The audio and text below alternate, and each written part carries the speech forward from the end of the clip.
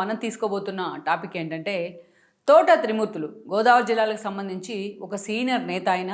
అదేవిధంగా పలు పార్టీలతో ఆయనకి సత్సంబంధాలు ఉన్నాయి. పలు పార్టీల్లో కూడా ఆయన తన పొలిటికల్ కెరీర్ని రన్ చేసే ప్రయత్నం కూడా జరిగింది. సో ఆ స్థాయిలో ఆయనకంటూ కూడా ఒక ఇండివిజువల్ ఇమేజ్ అయితే క్రియేట్ చేసుకున్నారు. అలాంటి తోట త్రిమూర్తులు ఈ రోజున వైసీపీలో నిజంగానే సఫికేషన్ ఫీల్ అవుతున్నారు. నిజంగానే వైసీపీలో ఆయన ఎన్నికలకు ముందు నుంచే సఫికేషన్ ఫీల్ అవుతూ ఉన్నారు అనేది వాస్తవం. ఆయనకి కాన్స్టిట్యున్సీ కేటాయించే విషయంలో కావచ్చు, ఆయన మండపేటకి పంపించే విషయంలో కావచ్చు కొంత నెగోషియేషన్ కూడా నడుస్తూ వచ్చింది. కానీ ఈ రోజున చూసినట్లయితే అంత రెప్యుటేషన్ ఉండి అంత సీనియారిటీ ఉన్న తోట త్రిమూర్తులు కూడా మొన్నటి ఎన్నికల్లో ఓడిపోవడం జరిగింది కూటమి వేవ్లో భాగంగా. అలాంటి తోట త్రిమూర్తులు ఈ రోజున జనసేనలో తన భవిష్యత్తు వెతుక్కునే ప్రయత్నం చేస్తున్నారు అనేది చాలా రోజులుగా ఆయన అభిమానుల్లోంచి వస్తున్న చర్చ, ఆయన అభిమానుల నుంచి నడుస్తున్న చర్చ కూడా. సో అలాంటి సిచ్యువేషన్ తోట త్రిమూర్తులకి అసలు ఎందుకు వచ్చింది? నిజంగానే ఆయన జనసేనలోకి వెళ్ళే ప్రయత్నం అయితే చేస్తూ ఉన్నారా? నిజంగానే తోట త్రిమూర్తులు జగన్మోహన్ రెడ్డికి షాక్ ఇవ్వబోతున్నారు అనేది అయితే ఒకవైపు నడుస్తూ ఉంటే, ఇక అటు పవన్ కళ్యాణ్ వైపు నుంచి కూడా తోట త్రిమూర్తులకి అదే స్థాయిలో జనసేన నుంచి రెడ్ కార్పెట్ ఉందన్న చర్చ కూడా హాట్ టాపిక్ అవుతోంది. ఈ క్రమంలోనే తోట త్రిమూర్తులు రాజకీయ భవిష్యత్ కానీ ఆయన అడుగులు కానీ ఎటువైపు పడబోతున్నాయన్న చర్చ కూడా ఈ రోజున తెర మీదకి వస్తుంది. అయితే వీటన్నిటికంటే ఈ పరిణామాల కంటే ముందు గతంలో జరిగిన కొన్ని పరిణామాలను కూడా మనం గుర్తు చేసుకోవాలి. తోట త్రిమూర్తులు రాజకీయ కెరీర్ని కూడా, పొలిటికల్ కెరీర్ గురించి కూడా ఇక్కడ మనం ఒకసారి హైలైట్ చేసుకునే ప్రయత్నం అయితే చేసుకోవాలి. ఎందుకంటే గతంలో తోట త్రిమూర్తులు తనకంటూ కూడా ఆల్రెడీ మనం చెప్పుకున్నట్టు ఒక ఇండివిజువల్ ఇమేజ్. పార్టీ ఏదైనా అతనికి అన్ని పార్టీలతో, అటు టీడీపీతో, ఇటు కాంగ్రెస్తో, అండ్ దెన్ ఇటు ప్రజారాజ్యం పార్టీ లాంటి వాళ్ళతో అన్నిటితో కూడా ఆయనకి సత్సంబంధాలు ఉన్నాయి. ఆయా పార్టీ నేతలతో కూడా అంతే సంబంధాలు ఉన్నాయి. అయినా సరే పార్టీ ఏదైనా సరే తనకంటూ ఒక ఇండివిజువల్ ఇమేజ్ క్రియేట్ చేసుకోవడంలో తోట త్రిమూర్తులు నిజంగానే సక్సెస్ అయ్యారని అనుకోవచ్చు. సో అలాంటి తోట త్రిమూర్తులు ముందుగా ఆయన రాజకీయ అరంగేట్రం అయితే టీడీపీ నుంచి జరిగింది. ఇండిపెండెంట్గా ముందుగా ఆయన ఎమ్మెల్యేగా గెలిచినారు. ఆ తర్వాత టీడీపీతోని అసోసియేట్ అయి తన ప్రస్థానం అయితే కొనసాగిస్తూ వచ్చారు.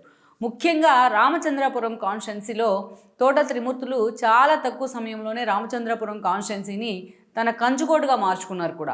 అయితే అక్కడ ఎప్పుడైతే తోట త్రిమూర్తులకు పోటీగా కాంగ్రెస్ పిల్లి సుభాష్ లాంటి వాళ్ళని అక్కడ ఎస్టాబ్లిష్ చేసే ప్రయత్నం చేసిందో, వాళ్ళిద్దరికీ మధ్య కాన్స్టిట్యున్సీ విషయంలో చాలాసార్లు ఒక నెగోషియేషన్ నడుస్తూ వచ్చింది.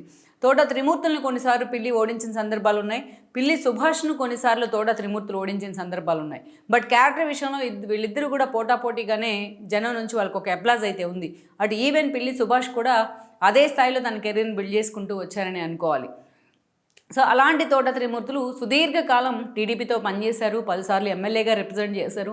చంద్రబాబు నాయుడుతో కూడా అంతే స్థాయిలో ఆయనకి సత్సంబంధాలు ఉంటూ వచ్చాయి.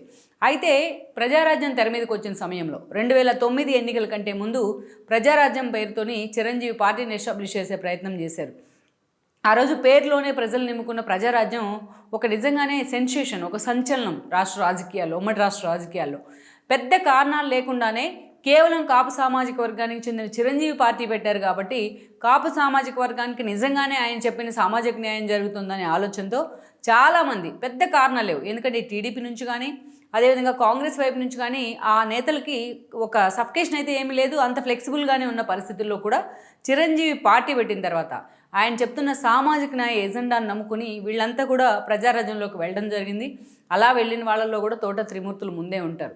ఆయన ప్రజారాజ్యంలోకి వెళ్ళినప్పటికీ కూడా చిరంజీవితో అంతో అసోసియేషన్ కొనసాగిస్తూ వచ్చారు.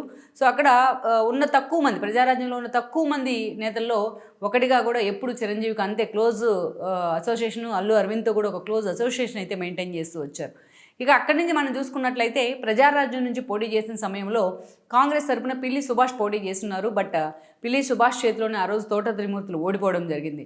ఆ తర్వాత కొద్ది రోజులకే అధికారంలోకి వస్తానన్న లక్ష్యంతో ఏర్పాటు చేసిన ప్రజారాజ్యం ఆ రోజు కేవలం 18 సీట్లకే పరిమితమైంది.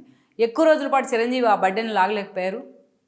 దానిలో భాగంగానే అటు సోనియా గాంధీతో భేటీ అయ్యి తన పార్టీని తీసుకెళ్లి కాంగ్రెస్లో ఆయన విలీనం చేయడం జరిగింది. ఈ క్రమంలోనే వీళ్ళంతా కూడా కాంగ్రెస్ వైపు వచ్చున్నారు, మెర్జీ చేయడంలో భాగంగానే. సో తోట త్రిమూర్తులు కూడా కాంగ్రెస్లోకి రావడం జరిగింది. అయితే కాంగ్రెస్లో కొన్ని రోజుల పాటు ఆయన కొనసాగుతూ వచ్చారు. 2014 సమయంలో ఆ రోజు ఎన్నికల కంటే ముందు రాష్ట్ర విభజన జరిగింది. రాష్ట్ర విభజన క్రమంలో ఉమ్మడి రాష్ట్రం రెండుగా తెలంగాణ అండ్ విభజిత ఆంధ్రప్రదేశ్గా విడిపోయింది. అలాంటి పరిస్థితుల్లో తోట త్రిమూర్తులు మళ్ళా టీడీపీ వైపు చూడడం జరిగింది. ఆయనకి గతంలో చంద్రబాబు నాయుడుతో ఉన్న సన్నిహిత సంబంధాలు కూడా ఆయన మళ్ళా టీడీపీలోకి రావడానికి కారణమయ్యాయి. సో అలాంటి తోట త్రిమూర్తులకు చంద్రబాబు నాయుడు నిజంగానే ఆయన పార్టీలోకి రావడంతోనే తీసుకోవడమే కాదు, టికెట్ ఇచ్చి కూడా గౌరవించే ప్రయత్నం అయితే జరిగింది. బట్ ఆ ఎన్నికల్లో తోట త్రిమూర్తులు ఎమ్మెల్యేగా కూడా గెలుచున్నారు. బట్ పిల్లి సుభాష్ లాంటి వాళ్ళు ఓడిపోవడం జరిగింది. పిల్లి సుభాష్ వైసీపీలోకి కాంగ్రెస్ నుంచి వైఎస్ జమానా తర్వాత, వైఎస్ మరణం తర్వాత జగన్మోహన్ రెడ్డి పార్టీ పెట్టిన పరిస్థితుల్లో పిల్లి సుభాష్ వైఎస్ఆర్సీపీలోకి రావడం జరిగింది. ఆ రోజు జగన్మోహన్ రెడ్డి కోసం మంత్రి పదవులు వదులుకున్న వాళ్ళలో ముందు వరుసలో ఉండేది కొండా సురేఖ అండ్ సుభాష్ చంద్రబోస్లే. అలా సుభాష్ చంద్రబోస్ అంటే జగన్మోహన్ రెడ్డికి ఒక ఎఫెక్షన్ ఉంది ఫస్ట్ నుంచి కూడా. అలాంటి సుభాష్ చంద్రబోస్ ఆ ఎన్నికల్లో ఓడిపోవడం జరిగింది. దెన్ అక్కడి నుంచి 2019కి వచ్చేటప్పటికే 2019 ఎన్నికల్లో ఆ రోజున తోట త్రిమూర్తులు మొన్నటి 2019లో ఆ రోజు వైఎస్ఆర్సీపీ 151 సీట్లతోని అధికారంలోకి వచ్చింది.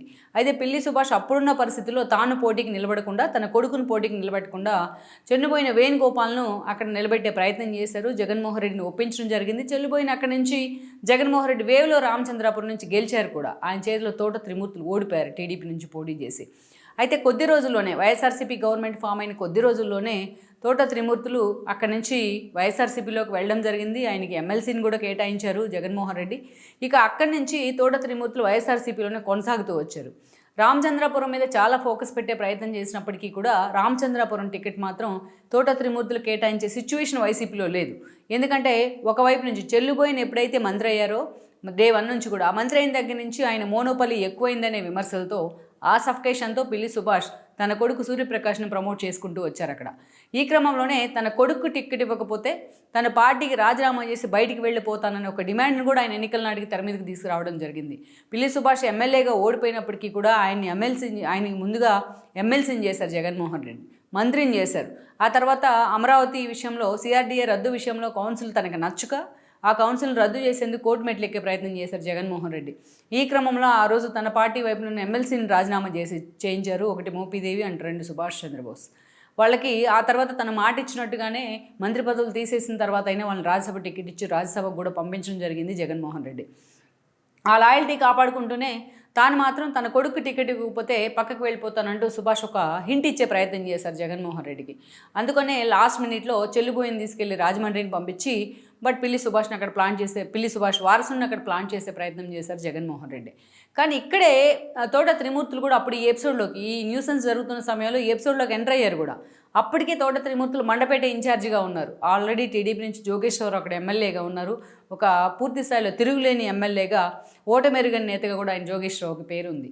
వేరే తోట త్రిమూర్తులు మండపేట కంటే తనకు రామచంద్రపురమే ఫ్లెక్సిబుల్గా ఉంటుందంటూ కూడా ఒక దశలో రామచంద్రపురం టికెట్ అడిగారు. బట్ జగన్ సస్మేరా అన్నారు. అండ్ దెన్ అదేవిధంగా తన కొడుకు పృథ్వీకి కూడా ఆ టికెట్ ప్రయత్నం చేసినా జగన్ మాత్రం ఒప్పుకోలేదు. చివరకు పిల్లి సుభాష్ మీద ఉన్న ప్రేమతో, ఆయన ఎక్కడ పార్టీ నుంచి వెళ్ళిపోతారనే భయంతోనే జగన్మోహన్ రెడ్డి పిల్లి సుభాష్ వారసుడికి సూర్యప్రకాష్కి టికెట్ అనౌన్స్ చేయడం జరిగింది. చెల్లుబోయిని తీసుకెళ్లి రాజమండ్రికి పంపించే ప్రయత్నం జరిగింది. ఈ క్రమంలోనే తోట త్రిమూర్తులు గత్యంతరం లేని, అవకాశం లేని సిచ్యువేషన్లో జగన్ మాటకి ఎదురు చెప్పలేని నిస్సహాయ స్థితిలో ఆ రోజు మండపేట నుంచి పోటీ చేశారు. మండపేటలో మరోసారి జోగేశ్వరరావు చేతిలోనే ఆయన ఓడిపోవడం జరిగింది. మండపేటలో ఓడిపోయారు ఆయన.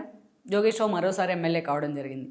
Then that's it. అయితే ఓడిపోయిన తర్వాత ఈరోజు పార్టీ చూసినట్లయితే 11 సీట్లకే పరిమితమైంది. ఒకవైపు జగన్మోహన్ రెడ్డిని కేసులు తరుముతూ ఉన్నాయి. మరోవైపు షర్మిల లాంటి వాళ్ళ రూపంలో కాంగ్రెస్ తరుముకొని వస్తోంది. ఎందుకంటే పాత కాంగ్రెస్ నేతలు అందరూ కూడా తిరిగి కాంగ్రెస్లోకి రావాలంటూను కాంగ్రెస్ హైకమాండ్ కూడా షర్మిలాని ముందుకు పెట్టి గేమ్ ప్లాన్ చేస్తోంది. మరోవైపు చూస్తే ఈ రోజున వ్యాక్యూమ్ చాలా ఉంది. ఎందుకంటే పార్టీలు కూడా ఆప్షన్ ఎక్కువగా ఉన్నాయి. టీడీపీ కాదంటే జనసేన కాదంటే ఈరోజు బీజేపీ, అలాంటి ఆప్షన్స్ అయితే ఉన్నాయి స్టేట్లో. సో ఇలాంటి సిచ్యువేషన్ అయితే రాష్ట్రంలో ఉంది. ఇక జగన్మోహన్ రెడ్డి ఈ రోజున ఓడిపోయిన నేతలను తనను కొంతమందిని బకరాలు చేసే ప్రయత్నం చేశారు. వద్దంటే మండపేటకు పంపించడం ద్వారా తోట త్రిమూర్తులను ఎలాగైతే చేశారో అలాగా కొంతమంది షఫ్లింగ్ పేరుతోని. సో వీళ్ళంతా కూడా జగన్మోహన్ రెడ్డి తమను ఆదుకుంటాడన్న భ్రమలో నిన్నటి వరకున్న ఇప్పుడిప్పుడే ఆ భ్రమలు అయితే తొలగిపోతూ ఉన్నాయి.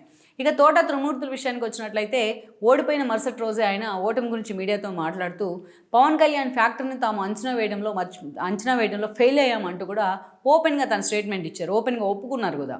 అప్పటి నుంచి కూడా ఎప్పుడైతే తనకి రామచంద్రాపురం టికెట్ ఇవ్వడానికి జగన్మోహన్ రెడ్డి నిరాకరించారో ఎన్నికల కంటే ముందు, అప్పుడు కూడా ఆయన పార్టీని వదిలి వెళ్ళిపోతున్నారు, పవన్ కళ్యాణ్తో టచ్లోకి వచ్చారన్న ప్రచారం జరిగినా బట్ ఆ దిశగా మాత్రం జగన్మోహన్ రెడ్డి ఆయన హోల్డ్ చేసే ప్రయత్నంలో సక్సెస్ అయ్యారు. మిథున్ రెడ్డి లాంటి వాళ్ళు కన్విన్స్ చేయడంలో కూడా సక్సెస్ అయ్యారు. సో అప్పుడు ఆగిపోయారు. ఆయన పాపం పోటీ చేసి ఓడిపోయినారు. సుదీర్ఘంగా తను నడుపుకుంటూ వచ్చిన కెరీర్ని ఈరోజు జగన్ దగ్గర ఆయన తాకట్టు పెట్టినట్టే అయింది. ఇప్పుడున్న సిచ్యువేషన్లో అటు టీడీపీలోకి వెళ్దామంటే టీడీపీలో ఆల్మోస్ట్ డోర్స్ క్లోజ్ అయిన పరిస్థితి ఉంది. ఇటు బీజేపీలోకి వెళ్ళినందువల్ల అంత ఫాయిదా వస్తుందని కూడా ఆయన లెక్కలు కట్టలేదు. ఇక జనసేనలోనికి అంత ఫ్లెక్సిబిలిటీ ఎందుకుందంటే గతంలో చిరంజీవితో ఆయనకి సత్సంబంధాలు ఉన్నాయి ప్రజారాజ్యం సమయంలో. ఇటు పవన్ కళ్యాణ్తో కూడా, అప్పుడు యువరాజ్యం ప్రెసిడెంట్గా ఉన్న పవన్ కళ్యాణ్ కూడా అదే స్థాయిలో సత్సంబంధాలు ఉన్నాయి. అందుకే ఆయనకి పవన్ కళ్యాణ్ వైపు చూస్తున్నారు, జనసేనతో టచ్లోకి వచ్చారన్న ప్రచారం కూడా ఉంది. ఇక వేరేస్ పవన్ కళ్యాణ్ కూడా ఇప్పటికిప్పుడు లీడర్స్ని తయారు చేసుకునే పరిస్థితి జనసేనలో లేదు. అందుకే కొంత రెప్యూటెడ్ లీడర్స్ని ఆ పార్టీలోకి తీసుకోవాలి, ఇతర పార్టీలో అసంతృప్తిగా ఉండడం, సఫికేషన్ ఉన్న నేతలను అనేది పార్టీని బలోపేతం చేసుకోవాలి 2029 నాటికి అనేది పవన్ కళ్యాణ్ ఎజెండా. ఈ క్రమంలోనే మనం చూస్తే గతంలో ఏదైతే కొనతాల రామకృష్ణ లాంటి వాళ్ళని కూడా ఆయన పార్టీలోకి తీసుకోవడం జరిగింది. అందుకనే తోట త్రిమూర్తుల విషయంలో కూడా పవన్ అండ్ టీం చాలా సానుకూలంగా ఉన్నారు. ఆయన వస్తానంటే రెడ్ కార్పెట్ పరిచే అవకాశం కూడా ఉందనే చర్చ అయితే జరుగుతోంది. ఎందుకంటే వివాద రహితుడిగా ఆయనకు కొంత పేరుంది కాబట్టి. సో ఇలాంటి సిచ్యువేషన్లో మరి తోట త్రిమూర్తులు ఆ స్థాయిలో తనకి జనసేన ఆహ్వానం పలికితే ఆయన ఈజీగా అటు మూవ్ అయ్యే అవకాశం ఉందనేది ఆయన అనుచరులు చెప్తున్నమాట. లెట్సీ మరి తోట త్రిమూర్తులు తన రాజకీయ భవిష్యత్తు విషయంలో ఏ అడుగు తీసుకుంటారనేది మాత్రం ఈరోజు గోదావరి జిల్లా రాజకీయాల్లో చాలా కీలకమైన అంశంగా మారిందన్నది వాస్తవం. ఈ వీడియో మీకు నచ్చినట్లయితే please share, like and subscribe R24 Telugu.